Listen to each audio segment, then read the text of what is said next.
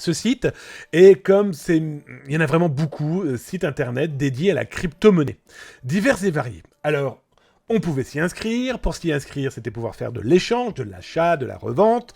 Et comme tout site dédié à la crypto-monnaie, il y en a quasiment tous le font, en tout cas ceux qui sont propres, vous demandent quoi? Une pièce d'identité, votre photo, et je prends l'exemple de Coinbase, excellent site en demeurant. On vous demande de mettre un petit papier. Je suis bien Damien Bancal, je suis bien tel jour et je vous prouve bien que c'est mes papiers d'identité ou je vous mets le nom de votre site internet. Jusqu'ici, tout va bien. Sauf que, on pourrait se dire que tous ces sites internet se blindent, sont sécurisés, font de manière à pas me foutre à poil sur internet. Alors, si vous êtes sur ce site, c'est le scoop, l'un des premiers scoops de la Twitch émission de Zataz, par pitié, arrêtez tout. Stoppez tout. Dans tous les cas, vous pouvez même plus rien effacer. Un pirate est passé par là. Jojo le pirate, qu'est-ce qu'il a fait? Il a tout volé. Il a volé l'intégralité des documents que les clients ont envoyés à ce site internet. Et il en vend. Alors, il en a diffusé 15 000. Il en a diffusé gratuitement 15 000. Le reste, il le vend. Alors là où cette espèce d'enfoiré, pardon du terme, mais je vous rappelle qu'on est dans une émission de plus de 18 ans, donc on peut dire des gros mots, tabernacle de calice, eh bien, ce brave garçon, ou cette brave fille, après tout, je ne sais pas qui est le pirate derrière, a diffusé surtout des documents de zones géographiques qui ne lui rapporteront pas grand-chose à la revente de documents d'identité.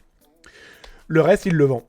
Alors, on n'a pas eu les prix fermes, définitifs, parce qu'à première vue, ils veulent vendre une fois en package et il faut le contacter pour faire transaction. Comme je vous le dis, moi avec mon service Veille Zataz, d'ailleurs on en parlera tout à l'heure si vous le souhaitez, je n'achète rien, je ne vends rien, je n'échange rien, je ne donne rien.